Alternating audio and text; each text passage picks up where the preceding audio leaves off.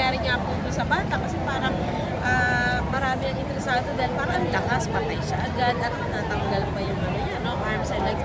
Ano pong finding so far po sa investigation? Yes, kung lumalabas doon sa report ng IOD natin, sila isa ng mga responsible doon, nakita nga nila yung kahalintulad itong pasutok na ito ay yung description nga nito, ito ay cylinder type ng container kung saan kahalintulad daw ito nung Goodbye Philippines o Goodbye Bin Laden na pasutok. Base na rin sa kanila, ito ay napulot ng mga bata habang naglalakad doon sa Lorenzo Street at pagdating dito sa corner ng Jose Abad Santos, sinindihan yung isa sa mga napulot ng victim ko, yung Piccolo.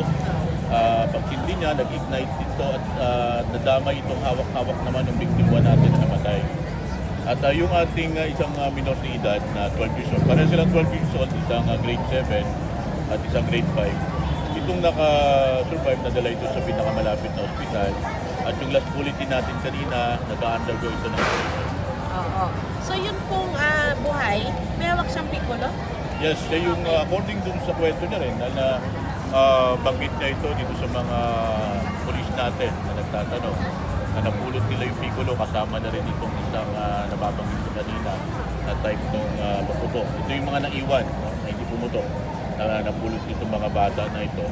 At ayun nga, pagdating nila dun sa nasabing lugar, sinindihan itong Piccolo at tumindi rin yung hawak-hawak nitong tabang bata na nagresulta nga doon sa pagsabog at kinasawi nitong pinapito.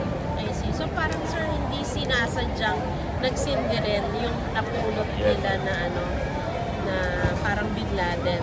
Yes. Yun ang kasi nakikita natin doon sa pag-iimbestiga ng ating EOD doon sa pag-process nila doon sa lugar. Makita nila yung kahalintulad nito na maaaring ito yun na paputok na yun ang hawak-hawak ng bata niya.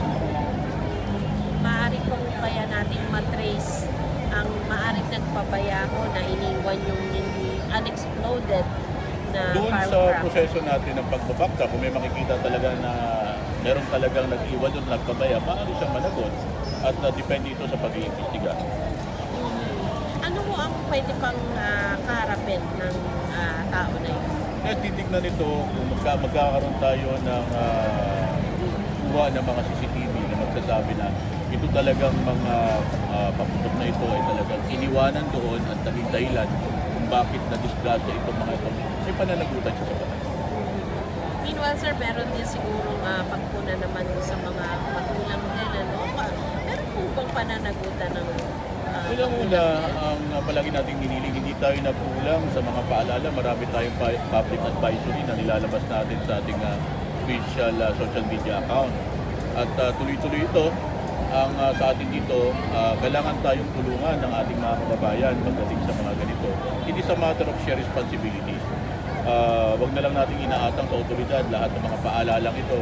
Doon sa mga magulang, bantayan po ninyo yung inyong mga anak. Kung may nakita po kayo na mga bagay na alam po natin ipinagbabawal, pagsabihan po at doon naman sa ating mga kababayan, kung may papansin po kayo na mga nagbebenta at gumagamit po ng mga illegal na paputok, i-report niyo po ito sa inyong pulis o sa otoridad. Gamitin niyo po yung numerong 911 kung maaari po para makita niyo po yung kagyat nating aksyon. Sir, sabi mo ba, tinignan din naman ng EOD, meron po ba silang advice kung pwede ba raw na basain mo lang at safe na yun? Paano bang dapat ang sinasabi ng disposal ating mga EOD,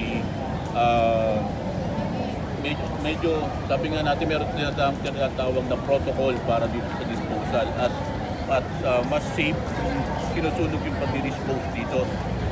Tinanong ko rin yung procedure at yung protocol nila dyan. At lahat ng mga nakukumpiska po natin, ngayon po ang araw na ito, yung last bulletin natin, mahigit kalating milyon na po yung nakukumpiska natin ng mga illegal na paputok dito sa lungsod ng Maynila. At hindi lamang po yun, meron na po tayong 4 na naaresto ng mga nagbebenta dito. At nasampahan na po natin yung iba. Kanina may nahuli po tayo sa area po ng Binondo. May 2 po tayong individual na nahuli dyan. Dito po sa paglabag ng RE 7183 o yung pungan regulating dun sa vaccine sale, pagmamanufacture at pag-distribute po ng mga ganitong mga bagay.